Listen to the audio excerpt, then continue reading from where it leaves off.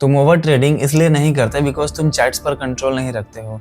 तुम over trading इसलिए करते हो बिकॉज चैट्स तुम पर कंट्रोल रखता है। हर ट्रेडिंग सेशन, हर रात के बाद तुम खुद से प्रॉमिस करते हो कि मैं कल से ओवर ट्रेडिंग नहीं करूंगा, बट रिजल्ट कुछ भी नहीं। आज मैं तुम्हें ऐसे 3 रियल साइकोलॉजिकल ट्रैप बताऊंगा जो कि मैंने भी स्टार्टिंग में फेस किया था और उसको मैंने कैसे सॉल्व किया, और मैं तुम्हें बताऊंगा कि तुम उसको कैसे सॉल्व कर सकते हो। जब भी हम खाली रहते हैं या फिर फॉर एग्जांपल जब भी हम क्लास में रहते हैं तो कुछ भी नहीं रहता है तो हम क्या करते हैं, पेन टिक टिक करते रहते हैं, टेबल पे टैप करते रहते हैं या फिर कुछ भी बिना मतलब के कुछ ना कुछ करते रहते हैं। वैसे ही ट्रेडिंग में जब तुम्हें कोई ट्रेड नहीं मिलता है, तुम सोचते हो मुझे ट्रेडिंग करना है और हर ग्रीन कैंडल पर तुम बाय कर लेते हो और हर ग्रीन कैंडल पर तुम सेल कर लेते हो, और तुम्हारे ब्रेन में खुद से ऐसे ही रैंडमली कोई भी स्ट्रेटजी बनने लगता है और तुम उसमें ट्रेड कर लेते हो। इसको फिक्स करने का सिंपल तरीका है कि तुम्हारे रूल में ये मेंशन होना चाहिए और तुम उसको स्ट्रिक्टली फॉलो करो कि मैं दिन का सिर्फ 2 ट्रेड लूंगा, उससे ज़्यादा मैं ट्रेड नहीं लूंगा। उसके अलावा मैं चार्ट्स को देखूंगा भी नहीं। ऐसा नहीं है कि मैं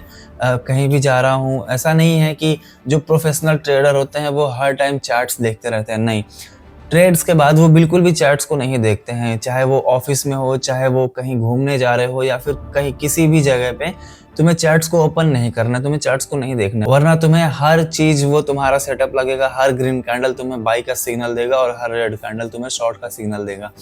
इसीलिए 2 ट्रेड्स के बाद तुम्हें चार्ट्स को बिल्कुल भी देखना ही नहीं है। Now the point number 2, loss trigger your inner gambler mindset. इसका मतलब है जब भी तुम रेड पीएनएल देखते हो, जब भी तुम एक ट्रेड में होते हो और तुम्हें रेड पीएनएल दिखता है तो तुम्हारा माइंड ट्रिगर होता है रिकवर रिकवर रिकवर।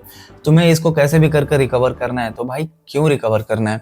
जब तुमने एक ट्रेड लिया है उसका कुछ रूल्स तो फॉलो होगा, उसका कुछ रूल तो होगा कि मुझे 1% इसमें लॉस लेना है, या फिर वो तुम्हारा लॉस $10 का बन रहा है या फिर $20 का बन रहा है।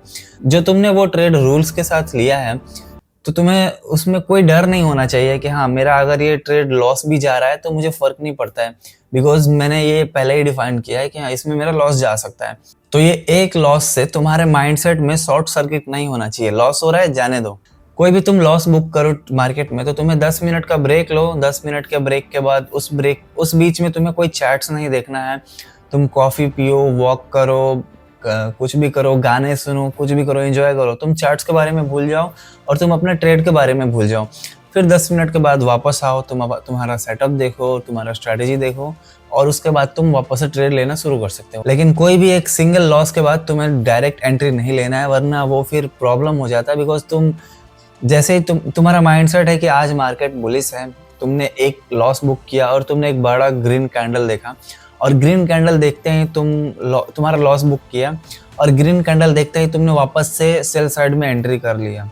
तुम्हें नहीं पता है कि यहाँ पर एक सपोर्ट एरिया है, और फिर एंट्री लेते ही मार्केट वहां से रिवर्स हो जाता है, क्योंकि लॉस के बाद डायरेक्ट एंट्री वो इमोशनल ट्रेडिंग होता है या फिर रिवेंज ट्रेडिंग होता है। तो ये सब तुम्हें अवॉइड करना है। Now the point number 3, you overtrade because every setup looks like your setup. Beginner का दिमाग हर ग्रीन कैंडल को बाई समझता है और हर रेड कैंडल को एक शॉर्ट समझता है।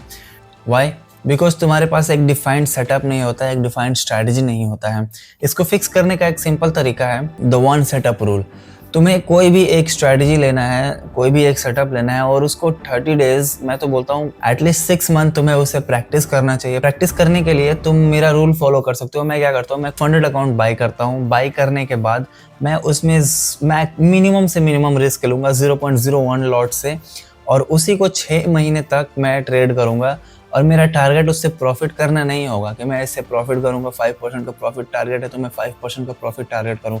नहीं, मुझे इससे टारगेट रहेगा कि मिनिमम 200 ट्रेड्स मैं इसमें लूँ और 200 ट्रेड्स को मैं जर्नल करूं, 200 ट्रेड्स का मैं जर्नल बनाऊं, उसका डेटा कलेक्ट करूं, और मैं अपने एक ही स्ट्रैटेजी पे काम करूं, सिर्फ वही स्ट्रैटेजी को मैं फॉलो करूं, और उसके बाद जाके अगर मैं प्रॉफिटेबल रहता हूं तो फिर मैं अपना रिस्क बढ़ाऊं, और उसके बाद मैं कोई भी फंडेड अकाउंट से प्रॉफिट करने के बारे में सोचूंगा। अब तुम्हें समझ आ रहा है कि ओवर ट्रेडिंग स्ट्रैटेजी प्रॉब्लम नहीं है, ओवर ट्रेडिंग तुम्हारा माइंडसेट प्रॉब्लम है। तुम अपने माइंडसेट को कंट्रोल कर लोगे और उसको फिक्स कर लोगे तो तुम्हारा ओवर ट्रेडिंग ऑटोमेटिकली रुक जाएगा। तुमने अपना ओवर ट्रेडिंग तो फिक्स कर लिया, लेकिन अगर फिर भी तुम्हारा हर ट्रेड स्टॉप लॉस में कट हो रहा है, उसको फिक्स करने के लिए तुम मेरा ये वीडियो देख सकते हो। ऐसे ही बिगिनर रिलेटेड ट्रेडिंग प्रॉब्लम और साइकोलॉजी प्रॉब्लम को फिक्स करने का सोल्यूशन मैं अपने चैनल पर लाते रहता हूँ, तो तुम मुझे सब्सक्राइब कर सकते हो।